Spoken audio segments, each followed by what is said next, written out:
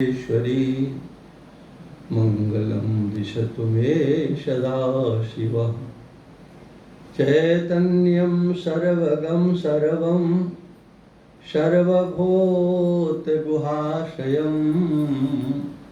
यस्सर्वविषयातीतं तस्मै सर्वविदे नमः।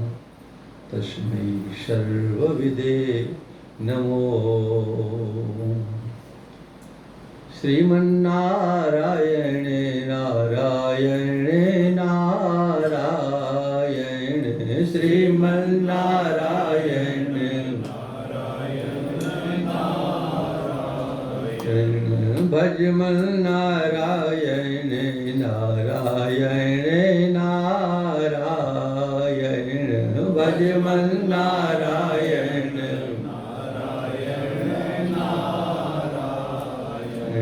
श्रीमन्नारायण नारायण नारायण श्रीमन्नारायण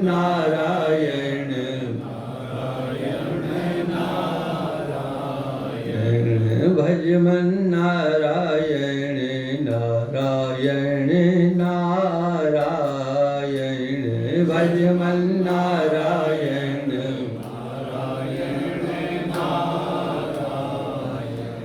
वद्री नारायण नारायण नारायण वद्री नारायण नारायण नारायण लक्ष्मी नारायण नारायण नारायण लक्ष्मी नारायण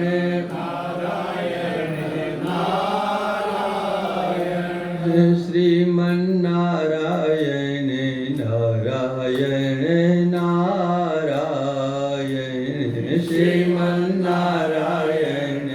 नारायण नारायण भजमन नारायण नारायण नारायण भजमन नारायण बोलिए सच्चिदानंद भगवान की, श्री शंकराचार्य भगवान की, श्री सद्गुरुदेव भगवान की। नमः पार्वती पते हर हर महादेव। पूज्यपाद महाराज श्री के श्री चरणारविंदों में प्रणाम करते हुए विराजमान स्वनाम धन्य निर्मल पीठाधीश्वर पूज्यपाद महाराज श्री श्री स्वामी श्री महंत स्वामी श्री ज्ञानदेव सिंह जी महाराज, पूज्यपाद धन्य स्वामी स्वामी शंकरानंद जी महाराज और हमारे नाम राशि थोड़ा ही कम है, बल्कि ज़्यादा है, कम क्यों है, डॉक्टर स्वामी, इनके नाम के सामने डॉक्टर लगना चाहिए। आप लोग ध्यान रखना, उमेश जी इस बात का ध्यान रखें।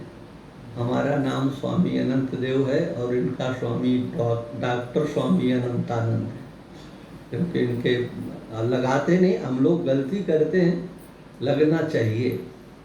इसलिए हमने सोचा कि हम पृथक कैसे करें कि भाई अंतर है, कुछ थोड़ा अंतर है इनके अंदर। अच्छा, जाने कब इन्होंने पीएचडी की थी? जब आपने हमको पूरा ग्रंथ दिखाया था पीएचडी का, उस समय ऊपर छत पर, तो हमें अब सन तो याद नहीं है, लेकिन केवल उस ग्रंथ को देखा था। तो उस समय पीएचडी की डिग्री उस साल आपको, ये सर्दियों की बात है, 2000 की बात है, हाँ, सर्दियों में, मतलब 2000 में इन्होंने पीएचडी किया। लेकिन इनके संगी साथी भी ऐसे, और हाँ, संगी साथियों में हम भी ऐसे कि लगाना चाहिए, हाँ। तो हमने सोचा कि अब हम ही शुरुआत करते हैं। डॉक्टर स्वामी अनंतानंद गिरी जी महाराज स्वामी चित्रप्रकाश जी महाराज, स्वामी ब्रह्म चैतन्य जी, स्वामी लक्ष्मणानंद जी, स्वामी राघवानंद जी एवं ब्रह्मचारी गोविंद चैतन्य जी महाराज एवं समस्त भक्तवृंद, श्रद्धामयी मातृशक्ति, ये प्रकरण ग्रंथ है और वो छोटा प्रकरण ग्रंथ है। लघु वासुदेव मन्नम नाम से इसको जानते हैं। कल मंगलाचरण और अध्यारोप चतुर्थ पृष्ठ पर आप सब लोग देखोगे, वहाँ से बाएं पृष्ठ से ये कार्य प्रारंभ होगा स्वाध्याय। तो कल अध्यारोप और अपवाद की चर्चा हुई थी। एक श्लोक है, अध्यारोपापवादाभ्याम निष्प्रपंचम प्रपंचते। ये श्लोक अनेक जगह ग्रंथों में मिलता है। भगवत्पाद शंकराचार्य भगवान ने भी अपने भाष्य में कहीं कहीं इसको उद्धृत किया, लेकिन पूरा श्लोक हमको कहीं नहीं मिला। किंतु एक था कि सभी आधा ही आधा बोलते हैं, शायद वेदांत सार में भी उसको दिया है, दिया इतना ही। तो फिर मेरे को पंचदशी टीकाकार के लेखनी से ये मेरे को पूरा श्लोक प्राप्त हुआ। ऐसे एक श्लोक और है, यावत् जीवे त्रयो वंद्या वेदांत गुरुरीश्वरा। आगे नहीं, आप सबके मुख से सुनेंगे और हम भी सुनते आए, लेकिन अंदर में लगता था कि पूरा भी तो करो, आधा ही थोड़ी। जिसने रचना किया की होगी उसने पूरे की रचना की गई होगी, कहीं लिखो नहीं मिल रहा था, एक ये और एक वो, इसको ऐसे जो। लेकिन महाराज श्री की कृपा से, जबकि टीका पढ़ाने वाले पढ़ाते होंगे, टीका पढ़ जरूर, और उस टीका में श्लोक वो आता है तो उसको पूरा भी करते होंगे, लेकिन बोल के इतना ही चले जाएं, क्योंकि आगे कौन माथा लगाए। तो वहाँ जो रामकृष्ण टीकाकार हैं वो कहते हैं, यह जो प्रक्रिया है ये क्यों लिखी गई, तो वो एक सरल प्रयोजन बताते हैं। कहते शिष्याणाम बोध सिद्ध्यर्थम तत्वज्ञैः कल्पिता क्रम। मैं पंचदशी लेकर के आया, कहीं भूल जाऊं तो तुरंत जो है, हाँ इसको रखा मैंने इसलिए कि कहीं दिमाग से में नहीं उठा तो फिर क्या। इसलिए शिष्याणाम बोध सिद्ध्यर्थम, कोई ये कह सकता है कि इसकी आवश्यकता थी। आवश्यकता ये थी कि बोध की सिद्धि इसके बिना नहीं हो सकती। बोध क्या है? अद्वैत ज्ञान का नाम ही बोध है।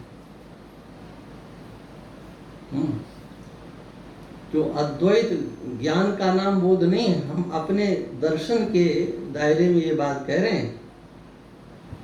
ज्ञान ज्ञान तो है ही, माता पिता से लेकर के सब यही तो एहसान करते हैं कि हमने ज्ञान दिया, हमने तुम्हें सिखाया, हमने तुम्हें पढ़ाया, हमने लिखाया, ये जब है ना, ये सब बोध की बात करते हैं। लेकिन हमारे दर्शन के दृष्टि से, अच्छा कल भी आपने पढ़ा होगा इस ग्रंथ में, हाँ, शंकराचार्य भगवान के मंगलाचरण में ये आया, हाँ, सद आत्मा द्वैत वेदने, सदात्मा द्वैत वेदने। ब्रह्म और आत्मा दो नहीं है, ब्रह्म और आत्मा एक ही है। यह वेद, यह ज्ञान जिसको हुआ है, हाँ, तो बोध का अर्थ है ब्रह्म और आत्मा का ज्ञान और उसकी फिर सिद्धि। सिद्धि क्या है? अरे ज्ञान तो बता दिया, कि ब्रह्म और आत्मा दो नहीं है, एक ही चीज है। जो ब्रह्म है सो आत्मा, आत्मा है सो ब्रह्म। ज्ञान हो गया कि नहीं हो गया? इतना ही ज्ञान है कुल। पूरे वेदांत को चाहे एक दिन पढ़ लो, चाहे एक वर्ष पढ़ लो, चाहे पूरे जन्म पढ़ लो, इतना ही है। जो आत्मा है सो ब्रह्म है, जो ब्रह्म है सो आत्मा है। ये एक अद्वैत ज्ञान इतना मात्र पर्याप्त है, इससे आगे पीछे कुछ नहीं। ठीक है ना? कोई दूसरा और इसका वो नहीं है। लेकिन ग्रंथकार कहते हैं सिद्धि हो जाए इसकी। ज्ञान तो हो गया, लेकिन ज्ञान की सिद्धि, ज्ञान की सिद्धि जो है अध्यारोपवाद के बिना नहीं हो सकती। ब्रह्म ही सब कुछ है, ब्रह्मात्मा एक है, लेकिन मैं ब्रह्म हूं ये धीरे धीरे ना, अभी आगे जाना है। ब्रह्म और आत्मा एक है, ब्रह्म मैं हूं, है ना स्वामी जी? ठीक है ना? और फिर इसके आगे सिद्धि जो होती है वो थोड़ा कठिन होती है। सिद्धि क्या होती है? मेरे सिवा और कोई दूसरा है ही नहीं। इसकी सिद्धि के लिए अपने हृदय को भी थोड़ा मजबूत करना पड़ता है। और हृदय बुद्धौ, शंकराचार्य भगवान कहते हैं, हृदय शब्द का अर्थ है बुद्धि, तन्निष्ठा, उसकी निष्ठा होना। निष्ठा, भगवान कृष्ण कहते हैं तद्बुद्धयस, तद्बुद्धि होना, तदात्मानम, तन्निष्ठा, तत्परायण। शंकराचार्य भगवान कहते हैं परम ऐनम परायण। परम स्थिति यही है, ब्रह्म के सिवा कुछ नहीं, प्रत्यगात्म ब्रह्म ही ब्रह्म है, वह मैं हूं, मेरे सिवा कुछ नहीं। अपनी सिद्धि माने मैं क्या हूं इसका अपरोक्ष होना, या ब्रह्म क्या है इसका अपरोक्ष होना। और जब अपरोक्ष होगा तो मैं भी और ये भी, ये नहीं चलेगा। ये चलेगा नहीं कभी। दूसरे को ठीक है स्थान दे दो, प्रणाम कर लो, पूजा कर लो, लिफाफा दे दो, सब कुछ चलेगा। परिक्रमा लगा लो, 7 कोस की, 84 कोस की, दुनिया भरे की करो, सब कोई बुरा नहीं है। इसी से आगे बढ़ोगे, करते रहो। लेकिन बोध सिद्ध है, बोध की सिद्धि इस अध्यारोप और अपवाद के बिना नहीं हो सकती। कल अध्यारोप बताया था कि निष्प्रपंच वस्तु में प्रपंच का आरोप, और अपवाद जैसी वस्तु है वैसा उसका दर्शन करा देना, ये उसका अपवाद। उससे ऊपर जो कुछ लादा है वो सब हटा देना। हटाएगा कौन? तो जिसने लादा है सो ही हटाएगा। हाँ, ये भी बात है। किसने लादा ये? बोले तत्वज्ञ ही, तत्ववेत्ता महापुरुषों के द्वारा। तत्वज्ञ,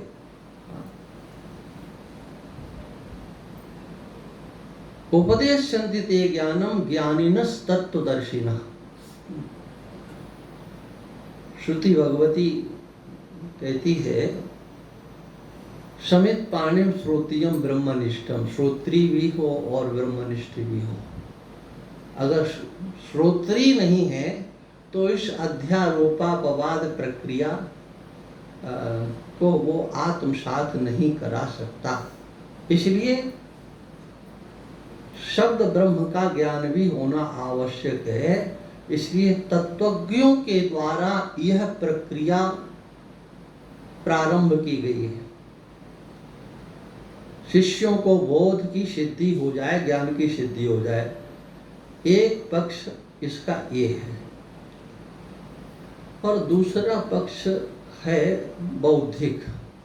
विद्वानों की दृष्टि से शंकराचार्य भगवान के अलावा भी आचार्य हैं।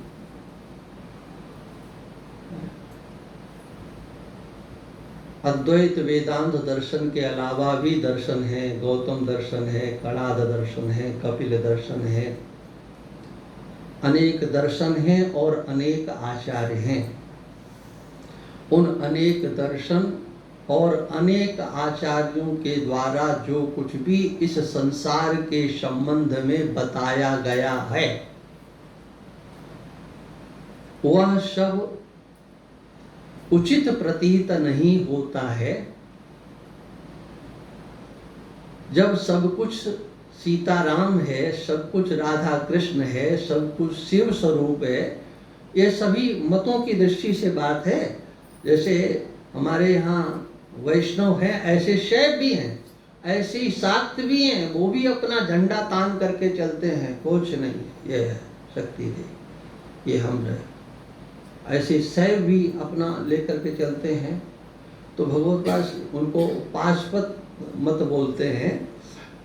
तो उन सभी मतों के द्वारा जो कुछ इस संसार के संबंध में विचार रखा गया, अथवा न्याय वैशेषिक कपिल इत्यादि के द्वारा जो कुछ इस संसार के संबंध में विचार रखा गया, उन समग्र विचारों का खंडन तो मैं नहीं कहूँगा, निरसन करके, या यूँ कहें उनको समझाते हुए पूज्य महाराज श्री ने जो पुस्तक लिखी है गौतम कला दर्शन, उस प्रक्रिया के अनुसार महाराज श्री के ही श्री चरणों में बैठे हैं। लेकिन तो इसलिए उस बात को कहना बहुत जरूरी है कि सभी दार्शनिकों ने हमें कुछ न कुछ एक सीढ़ी दर सीढ़ी ऊपर चढ़ाने का कार्य किया है।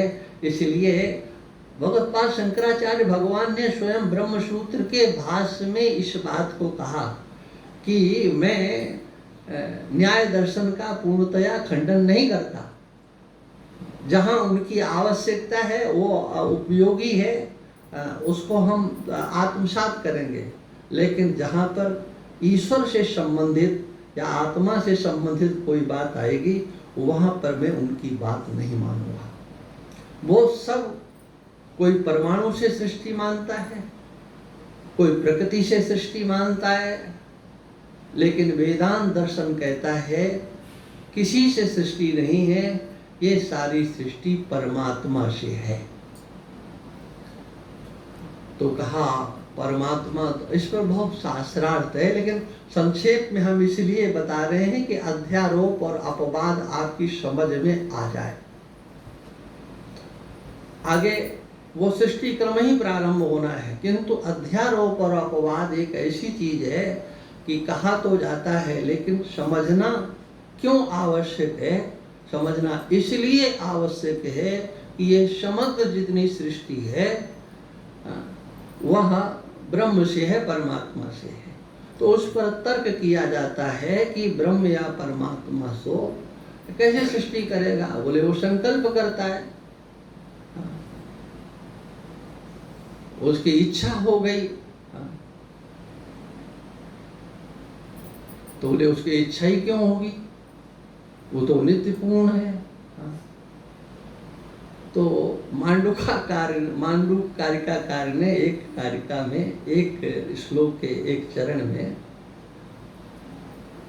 कहा कि उसका स्वभाव है, मत मानो, उसका स्वभाव है, देवस्य स्वभावोयम, यह स्वभाव है।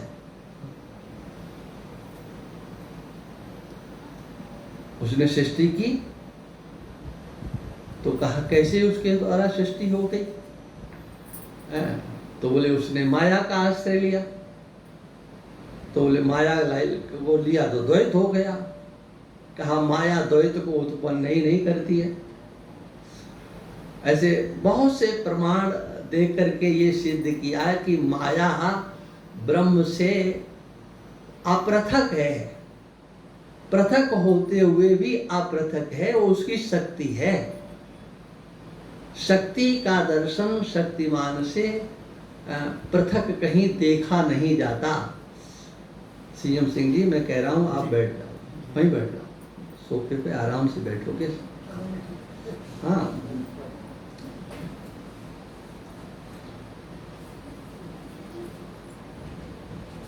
जैसे वहां एक दो उदाहरण देखें। घट को उत्पन्न करने वाली शक्ति मृतिका के अंदर होती है। मृतिका से घट उत्पन्न होता है, ठीक है, लेकिन उस घटोत्पादनी शक्ति का दर्शन किसी ने कब किया? कहीं किया। आगे कोई कर लेगा? नहीं हो सकता। दाहकत्व तो अग्नि की शक्ति है, अग्नि में शक्ति है। इसको पंचदशीकार आदि महापुरुषों ने कहा कि शक्ति अग्नि से अलग है। कैसे अलग है? बोले जो अग्नि को बांधना जानते हैं, वो अग्नि जलती रहती है और उसमें से जो दाहकत्व है वह शांत हो जाता है। अग्नि का स्वभाव है जलाना, लेकिन वो जिनको अग्नि बांधना आता है वो अग्नि को बांध देते हैं। जंतर मंतर कुछ भी मानो। जैसे अपने यहाँ ये एक फालेन गांव है इसी ब्रज में, वहाँ होली जब जलती है तो वहाँ का एक पंडा है, वो जलती हुई होली में इधर से उधर निकल जाता है और वो नहीं जलता है। अच्छा, दूसरा कोई निकल के देखे, पता लग जाएगा कि है कि नहीं। तो उसने अपने को न जलाए अग्नि उस शक्ति का वाद कर दिया, रोक दिया। बोले बस तुम हमें नहीं जला सकते, आर पार हो गए। अच्छा, कथाएं तो आप सुनते हो कि प्रहलाद को अग्नि में जलाया, उसकी बुआ जल गई और प्रहलाद नहीं जले। तो कह सकते हैं कि प्रहलाद के पास भी कुछ रहा होगा। अब मान लो रहा होगा कि नहीं रहा होगा, या भगवान ने बचाया, लेकिन एक शक्ति है, अग्नि की एक शक्ति है और वो है दाह शक्ति। तो अग्नि से पृथक अग्नि को जलाने वाली शक्ति का दर्शन किसी ने किया? ऐसे अनेक उदाहरणों से हमारे आचार्यों ने, विद्वानों ने कहा इसी प्रकार से ब्रह्म से पृथक रहते हुए भी उसका कार्य देखा जाता है और ब्रह्म से पृथक भी नहीं है, क्योंकि ब्रह्म से पृथक माया का दर्शन किसने किया नहीं। ब्रह्म को अलग करके माया का दर्शन कहीं होता नहीं है, पृथक करके। इसलिए अंततः क्या सिद्ध किया जाता है? ये जो समग्र दृश्यमान जगत है, जिसको आप जगत कहते, संसार कहते, माया का कार्य कहते हो, माया की रचना कहते हो, ब्रह्मै वेदम सर्वम, ये सब ब्रह्म ही है। यहाँ आकर के हमारे उस ज्ञान की पूर्णता होती है। सब कुछ ब्रह्म है, ब्रह्म के सिवा, परमात्मा के सिवा ये नाम रूपात्मक जो जगत है ये किंचित मात्र भी है नहीं।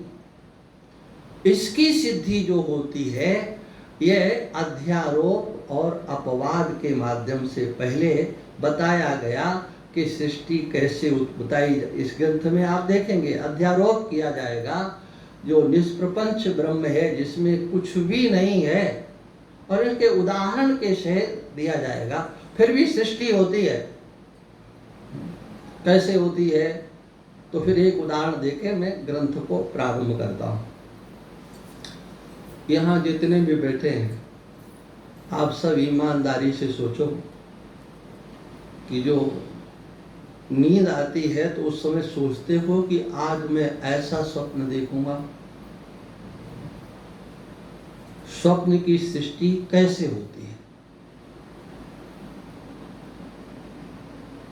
आप करते हो जाता है कि नहीं, है ना? आप संकल्प भी नहीं करते हो, अच्छा हो गया, फिर रहता है, रहता भी नहीं है, जागने पर नहीं रहता है। ऐसे ही ये प्रपंच जागने पर नहीं रहता है। सो रहे हैं तब तक सोते रहो। और इसीलिए ये वेदांत दर्शन के संबंध में भगवान कृष्ण ने एक बात कही भगवत गीता में, उसका भाष्य देखना चाहिए, बहुत सुंदर है। या निशा सर्वभूतानां तस्याम जागृति सयाम यस्याम जागृति भूतानि सा निशा पश्यतो मुनेः। ये जो वेदांत दर्शन है ये संसार के लोगों के लिए कैसा है? ये रात्रि के समान है, लेकिन विवेकियों के लिए यही जागरण है, यही जागरण है। इसी में वो जागते हैं, यही उनका जागना है। वेदांत दर्शन का चिंतन। दुनिया के लोगों को ये वेदांत दर्शन अच्छा नहीं लगता, इसका चिंतन अच्छा नहीं लगता, इसका पठन पाठन अच्छा नहीं लगता, क्योंकि वहाँ पर उनका सोचा समझा, उनके माता पिता का सोचा समझा और कुछ भी सोचा समझा है वह सब वहाँ दिखाई ही नहीं पड़ता है। इसलिए उन्हें लगता है यहाँ तो कुछ है ही नहीं। अब देखो, मेरे सिवा कुछ नहीं है, है ना? ये सोच कितनी अच्छी लगती होगी लोगों को। कोई मानेगा? अरे हाँ, जिनको बेटा दिखाई पड़ता है, पति दिखाई पड़ता है, पत्नी दिखाई पड़ती है, मकान दुकान, मेरे सिवा सारी दुनिया उनको दिखाई, मैं भी हूँ, दुनिया भी है। तो ये बात उनके गले के नीचे इस जीवन में उतरने वाली नहीं। जब तक वे वेदांत विधियों में नहीं आएंगे, वेदांत ज्ञाता महापुरुषों के सन्निधि में नहीं बैठेंगे, तब तक ये कभी समझ में नहीं आ सकता। है बहुत सरल, थोड़ा सा समझ में आ गया तो व्यक्ति आगे बढ़ता चला जाता है। फिर बता दें, फिर उसको पीछे लौटाने वाला भी कोई नहीं, ये भी बात है। हाँ, इसलिए ज़्यादा वेदांतियों के चक्कर में आना नहीं चाहिए, नहीं तो फिर बाद में फिर ये होता है कि लौटे तो लौटे कैसे। हाँ, हमने सुना है, पूज्य महाराजश्री से सुना या पूज्य महाराजश्री पुरुषी महाराज से सुना, इन दो में से किसी से सुना है मैंने जरूर। एक सत्संगी था तो वो वेदांतियों के चक्कर में फंस गया, वो महात्माओं के पास बैठने लगा और कुछ सीखने लगा, वो अच्छा लगने लगा उसको। और जो पहले जो सुना सुनाया था, धीरे धीरे उससे वो उपराम होने लगा, वो सब उसके अब क्या पता है, सब छूटने लगा, एक प्रकार से छूट गया। अब जब आया कि जो है वो साक्षात अपरोक्ष ब्रह्म है, हाँ, प्रत्यक्ष उसका अनुभव करो, अनुभव करो। और जब ये सब कुछ, तो उसने कहा कि महाराज ये अनुभव तो नहीं होगा, ये तो बहुत कठिन है, कैसे इसका अनुभव किया जाए।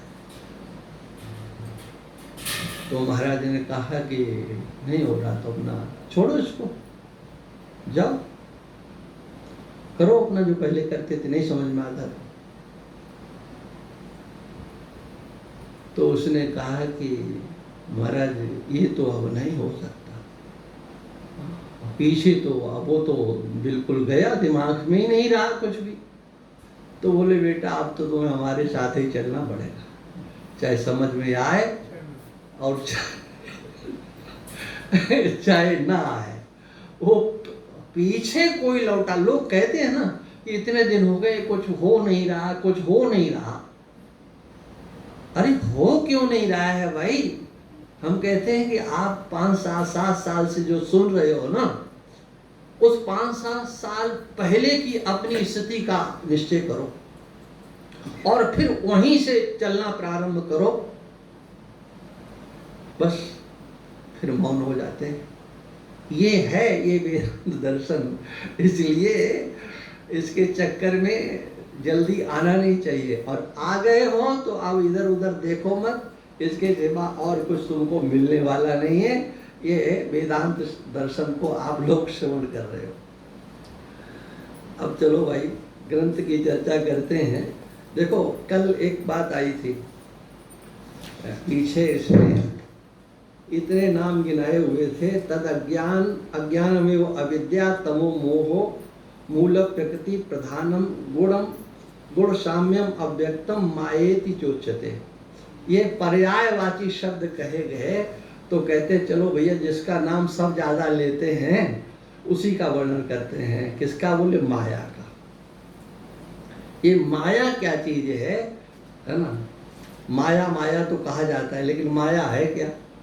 मूल प्रकृतिर नाम, मूल प्रकृतिर नाम, मूल प्रकृति है, मूल नहीं बोलना नहीं है। ये तो बोलेंगे तब तो फिर कुछ नहीं हो पाएगा, इसलिए श्लोक बुलवा दिए थे, आज नहीं बोलना है।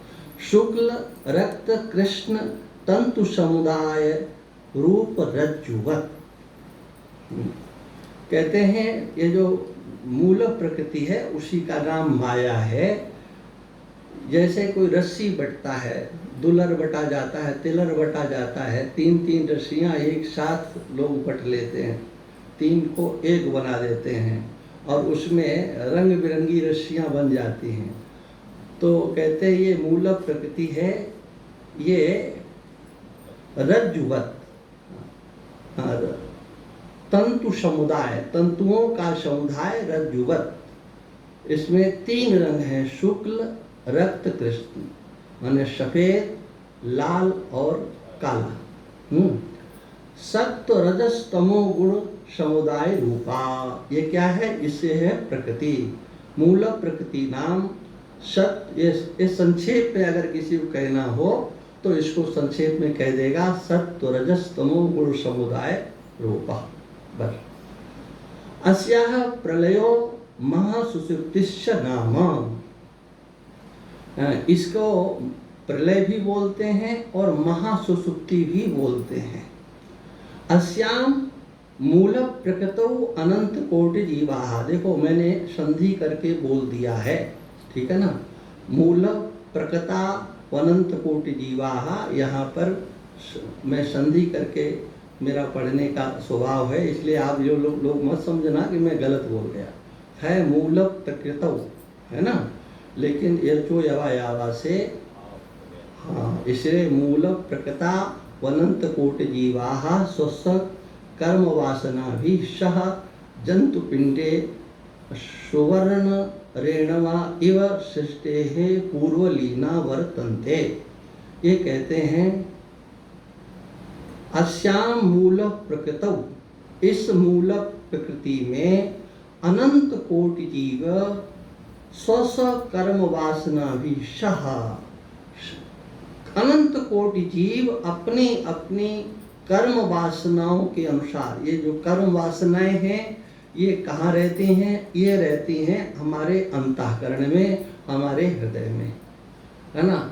और वो जो अंतःकरण है वह जीव के साथ सदैव रहता है। उस अंतःकरण में ही वो वासनाएं रहती हैं और उन अंतःकरण की वासनाओं के अनुसार ही इसको लोक परलोक अधोलोक आदि की प्राप्ति होती है, ऐसे समझ लो। स्व कर्म वासना भी सह जतु पिंडे, जैसे लाख होता है, लाख, है ना? उसमें होता तो एक एक रेणु है, लेकिन वो मुट्ठी भर बन जाता है। इसी प्रकार से सुवर्ण रेणवा इव, सुवर्ण भी बिल्कुल अलग अलग, उसका एक एक कण अलग अलग होता है ना?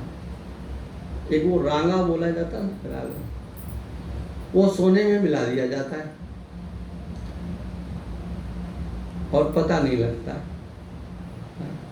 सोना ही है तो, लेकिन वो सुनार लोग उसको मिला देते हैं। तो कहते हैं सुवर्ण रेणवा इव सृष्टे है पूर्व लीना वर्तन्ते, सृष्टि नहीं हुई उसके पूर्व वह अनंत कोटि जीव उस प्रकृति में लीन हो जाते हैं और वो प्रकृति ब्रह्म में लीन हो जाती है, माने वहां पर सब ब्रह्म स्वरूप हो जाते हैं, ऐसा समझ लीजिए आप। समग्र जीव हैं वह ब्रह्म स्वरूपता को प्राप्त हो जाते हैं। इसको आप महासुषुप्ति इसका नाम बताया गया। अस्याः प्रलयो महासुषुप्तिर नाम। एक सुषुप्ति होती है और एक महासुषुप्ति होती है। हम लोगों को सुषुप्ति होती है, हमारी अपनी सुषुप्ति होती है। हम जितने बैठे हैं गहरी नींद में अलग अलग जाते हैं और उस समय भी परमात्मा के साथ एकीभूत होते हैं सुषुप्ति में नित्य। लेकिन जब महाप्रलय होती है तो उस महाप्रलय की स्थिति कैसी होती है कि हम सब परमात्म स्वरूप हो जाते हैं। जैसे सुषुप्ति में कोई हमें किसी भी नाम रूप वस्तु जाति आदि का ज्ञान नहीं होता है, किंतु वहाँ पर वासनाएं रहती हैं। तद कर्म वासना अनुसार हम जागृत अवस्था में आते हैं, लेकिन वहाँ पर भी वासनाएं रहती हैं। जब ब्रह्म के साथ हम एकीभूत होते हैं, ब्रह्म स्वरूप हो गए, कोई दूसरा नहीं है उस महासुषुप्ति में, अनंत कोटि जीव। ये भी एक पक्ष रखा गया कि ईश्वर सृष्टि क्यों करता है। बोले जो जीव उसके साथ एकीभूत हुए हैं वो उसे परेशान करने लगते। कैसे परेशान करते हैं? कहा उसके जो कर्म है ना वो उद्वेलित करते हैं भगवान को। जिस जीव के द्वारा जो कर्म किया गया है उसका फल देना है उसको, तो फल तो तभी दिया जा सकता है जब सृष्टि की जाए। इसलिए उन अनंत कोटि जीवों के जो वासनाएं हैं, उनके द्वारा जो कर्म किए गए हैं तदनुसार उनको शरीर प्राप्त कराना, ये सृष्टि के क्रम में यहाँ पर ये बात कही गई है। अयम अनुभवः सकल जनानां सुषुप्त अवस्थायाम अस्ति। कहते हैं सुषुप्ति अवस्था में सबको इसका अनुभव होता है। ये सारा संसार सुषुप्ति में कहाँ चला जाता? तो कहते हैं कि हमारे अंदर ही समा जाता है, बाहर नहीं जाता।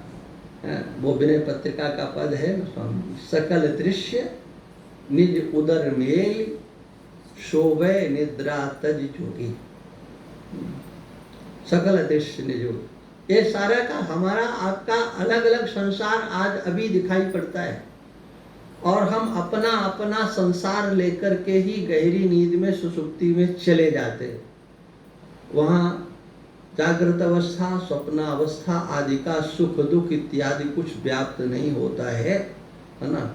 इसका अनुभव सबको होता है, केवल हम बसते हैं, हमारे सिवा और कुछ नहीं वहाँ रहता है। सुषुप्ति अवस्थायाम इसका अनुभव किया जाता है। अयम अनुभव सुषुप्ति अवस्थायाम अस्ति। यह अनुभव सुषुप्ति अवस्था में अनुभव इसका होता है, का सबको होता है। सकल जनानां सुषुप्ति अवस्थायाम अयम अनुभव अस्ति। शामूल प्रकृति सृष्टि काले परिपक्व बीज कर्म वशात माया अविद्या तामसीति त्रिविधा जाता। कहते हैं यह जो मूल प्रकृति है सृष्टि के काल में, जब जीवों के कर्म परिपक्व वशात, परिपक्व क्या है? कर्म जो जीवों के किए गए हैं वह फल देने के लिए उद्यत होते हैं कि इस जीव को इस कर्म का फल सुख और इस कर्म का फल दुख हमको देना है। तब क्या होता है? सृष्टि काले परिपक्व बीज कर्म वशात माया अविद्या तामसी त्रिविधा जाता। वही मूल प्रकृति तीन रूपों में अपने को विभक्त कर देती है। माया के रूप में, अविद्या के रूप में, तामसी तमोगुणी माया या प्रकृति के रूप में देखा जाता। ये यहाँ तक माया का पहले वर्णन कर दिया। अब ईश्वर का वर्णन करते हैं। तत्र माया विशुद्ध सत्व प्रधान तत्र प्रतिबिंबितम सत् सृष्टेः पूर्वम विद्यमानं ब्रह्म चैतन्यम ईश्वरम इत्युच्यते। यह है वेदांत की प्रक्रिया। सबकी मान्यता है और सबकी उपयोगिता है। कहते हैं सृष्टि से पूर्व जो विद्यमान ब्रह्म, कहते हैं सदैव सौमग्र आसीत, ये जो श्रुति में कहा गया, सबसे पहले सृष्टि से पूर्व वह सत ही था, एकमेवा द्वितीयम, वह एक अद्वितीय ही था। तो कहते हैं वह जो ब्रह्म है तत्र प्रतिबिंबितम सत, जो सत है सृष्टि है पूर्व, उस ब्रह्म तत्व में जो माया का प्रतिबिंब पड़ता है, और जहाँ प्रतिबिंब जिसको पड़ता है तो उस ब्रह्म को ही चैतन्य रूप से और ईश्वर रूप से उसको कहा जाने लगता है। ईश्वर मित्युच्यते। तस्य अव्याकृतो अंतर्यामी इति च नाम।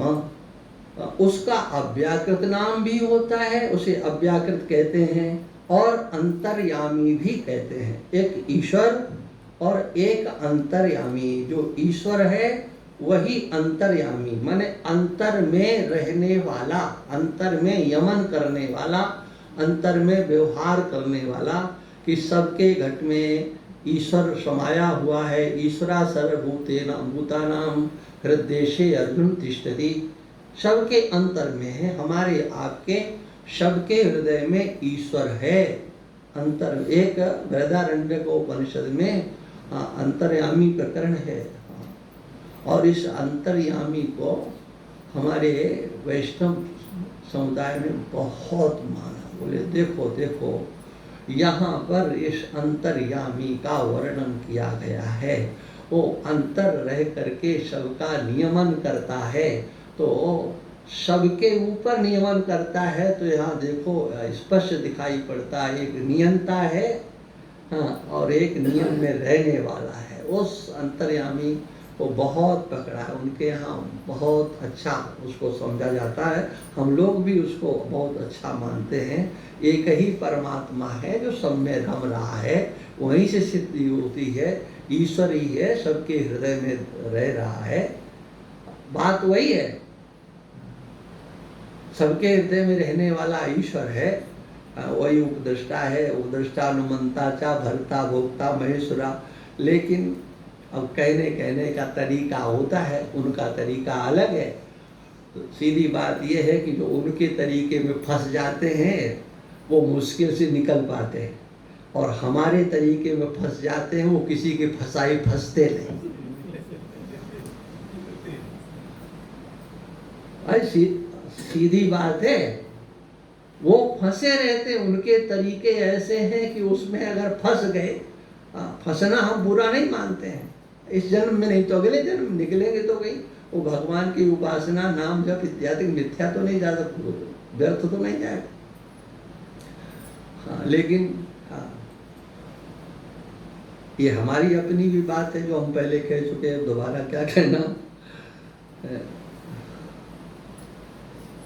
कहाँ तक चले थे भाई? तदेव तस्य अव्याकृतो अंतर्यामी च नाम स एव जगत सृष्टा स एव परिपूर्ण ब्रह्म चैतन्यम।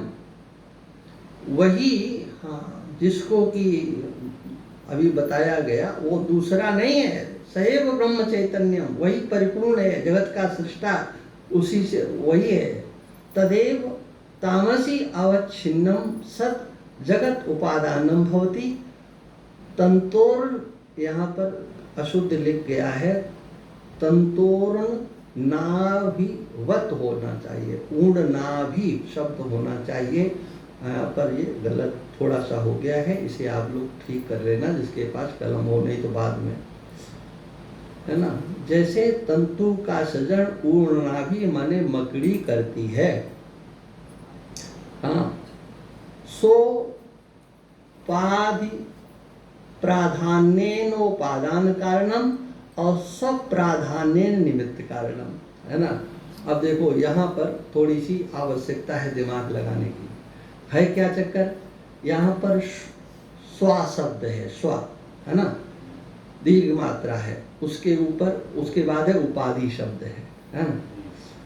तो यहाँ पर स्वा का अर्थ है उसकी जो अपनी उनकी निजी माया है, उस माया की प्रधानता से को लेकर के उपादान कारण है, और स्वयं चैतन्यता की प्रधानता से वह निमित्त कारण है। जैसे जो ऊर्ण नाभि माने मकड़ी होती है, उसमें दो भाग होते हैं, एक मकड़ी का शरीर और एक उसमें जो चैतन्यता है। तो चैतन्यता के कारण ही तो मकड़ी के जो अंग हैं वो फड़कते हैं, चलते हैं, लार निकलते हैं, ऊपर जाते नीचे जाते।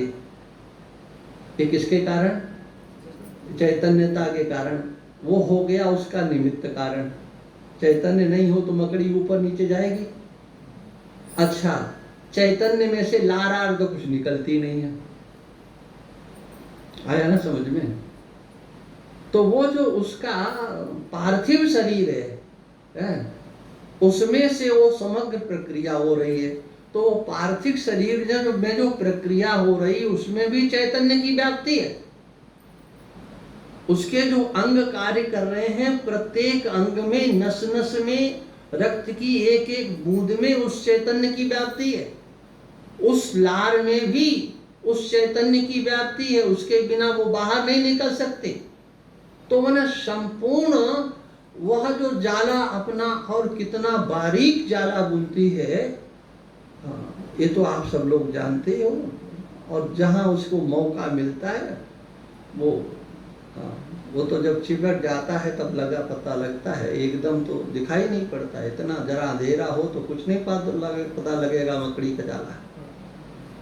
तो उसमें दो भाग होते हैं, एक चैतन्य भाग, एक प्रकृति का जड़ का भाग। इसी प्रकार से एक माया का भाग और एक चैतन्य का भाग। माया की प्रधानता से स्थूलता इत्यादि की ये सब स्थूल सूक्ष्म सृष्टि होती है, और चैतन्य की प्रधानता से उसमें निमित्त कारणता आ जाती है।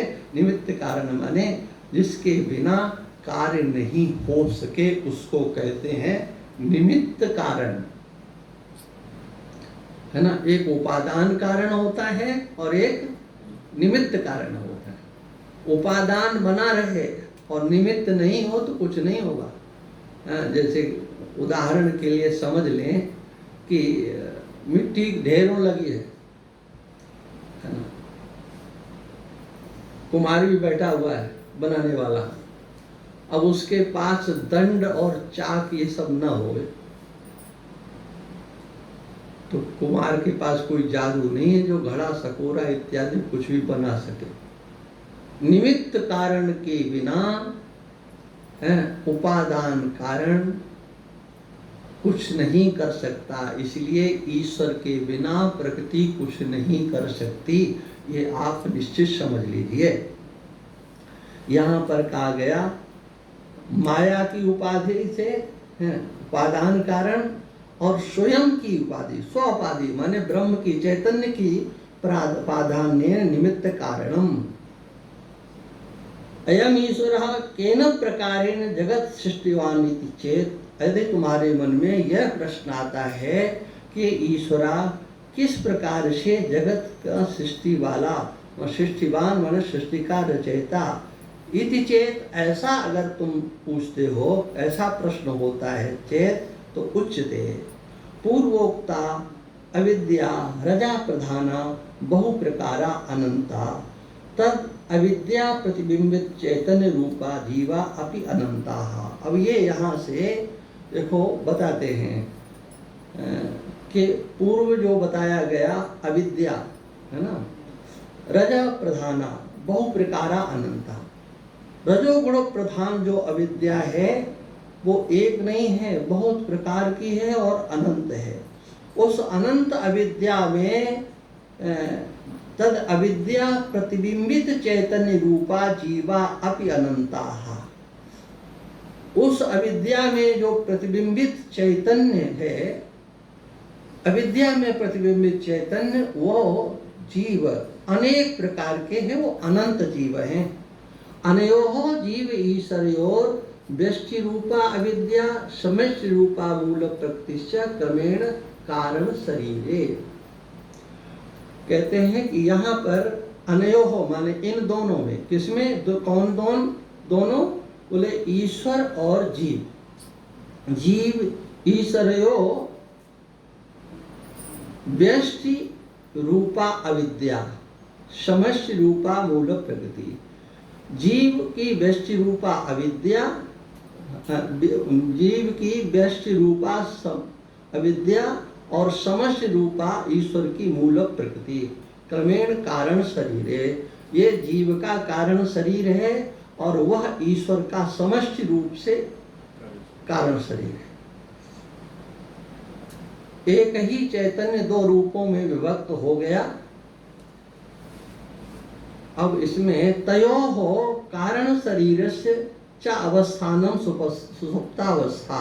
कारण शरीर की स्थिति का दर्शन कहाँ होता है, उसकी स्थिति कहाँ है? कहाँ? सुषुप्तावस्था।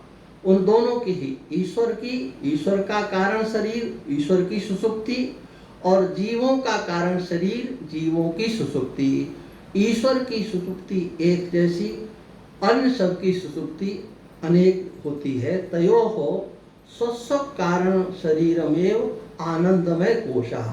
उस जीव और ईश्वर का जो कारण शरीर है, वही जीवों का आनंदमय कोश और ईश्वर का आनंदमय कोश, ये सब अलग अलग है। एवं कारण प्रपंच सृष्टि ही अर्थ सूक्ष्म सृष्टि रुच्यते। अब यहाँ से सूक्ष्म सृष्टि का वर्णन किया जाता है। सूक्ष्म प्रपंच सृष्टि रुच्यते ईश्वरस्य एक क्षण वशात तमोगुण रूपा प्रकृति रावण शक्ति विक्षेप शक्ति रीति द्विविधा जाता।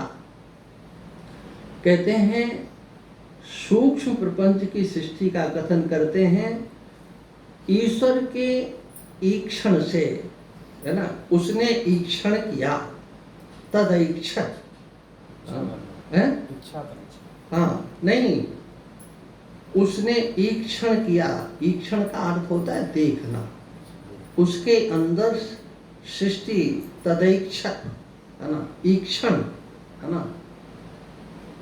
आप इच्छा करते हो ना, उस इच्छा में ज्ञान ओतप्रोत होता है,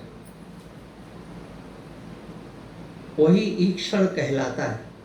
जिसमें ज्ञान न हो और आप उसकी इच्छा करके बताओ। सृष्टि का ज्ञान, जैसे मिट्टी रखी हुई है तो आपकी किसी की घड़ा बनाने की इच्छा होती है, आपको ज्ञान नहीं है कितनी मिट्टी से, लेकिन जो रचनाकार होता है वो देख लेता है इसमें से कितनी मिट्टी से क्या क्या हो सकता है। एक्शन माने ईक्षण किया उसने, है ना। पहले ईक्षण किया, देखा, है ना। देखने का अर्थ भी जानना ही होता है, देखने का अर्थ मात्र देखना नहीं होता है। लोग कहते हैं ना कि हम तुम्हें देख लेंगे, तो देख नहीं रहा क्या? देख तो तब भी रहा। जो कहता है हम देख लेंगे तब भी तो देख ही रहा है। तो देखने का अर्थ माताओं से कह दिया जाता है जरा देखना, इसमें भंडारी से कह जरा नमक चख देख लिया कर, तो देख लिया का मतलब ज्ञान होता है। ईक्षण माने ज्ञान, है ना। तो ये बात यहाँ पर कहते हैं कि ईश्वरस्य ईक्षण वशात, ईक्षण से तमोगुण रूपा प्रकृति आवरण शक्ति विक्षेप शक्ति दुविधा जाता। वो जो तमोगुण रूपा प्रकृति थी वो दो रूपों में ईश्वर ने ईक्षण किया। जैसे ही ईश्वर ने ईक्षण किया, देखा, वो तमो रूपा प्रकृति को मात्र देखा और देखने मात्र से उसके दो भाग हो गए है। आवरण शक्ति विक्षेप शक्ति द्विविधा जाता है ना। ये दो रूपों में विभक्त हो गई, दो प्रकार की, एक आवरण शक्ति और एक विक्षेप शक्ति। तत्व विक्षेप शक्ति रेव सूक्ष्म विक्षेप शक्ति है। यहाँ पर भी मेरे को थोड़ा गलत लग रहा है तत्र विक्षेप शक्ति है होना चाहिए, यानी वाक्य किस दृष्टि से बनाया मेरे समझ में नहीं आता, विसर्ग होना चाहिए। सूक्ष्म आकाशो भवत्, तत्र उस विक्षेप शक्ति से सूक्ष्म आकाश उत्पन्न होता है।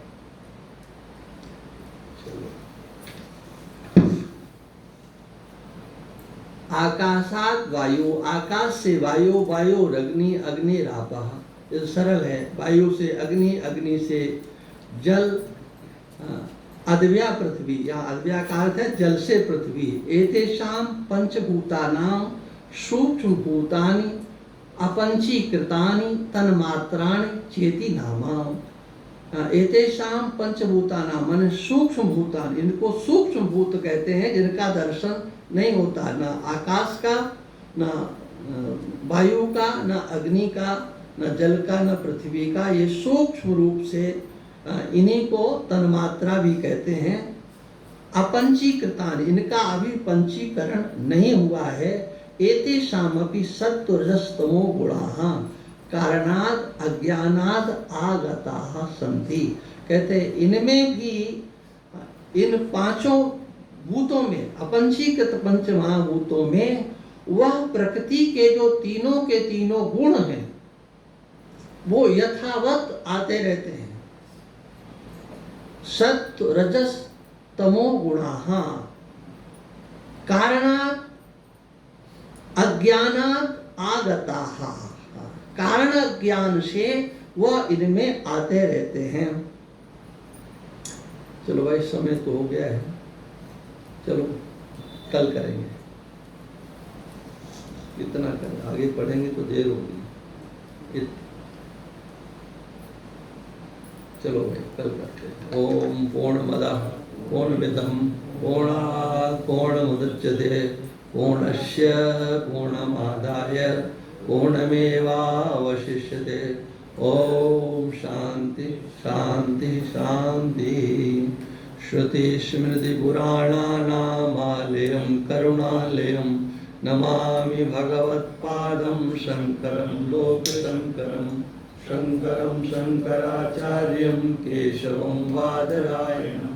श्रोत्रभाष्यकृतौ वन्दे भगवन्तौ पुनः। ईश्वरो गुरुरात्मेति मूर्तिभेदविभागिने ब्रह्मव्याप्तदेहाय दक्षिणामूर्तये नमः। ओम शांति शांति शांति।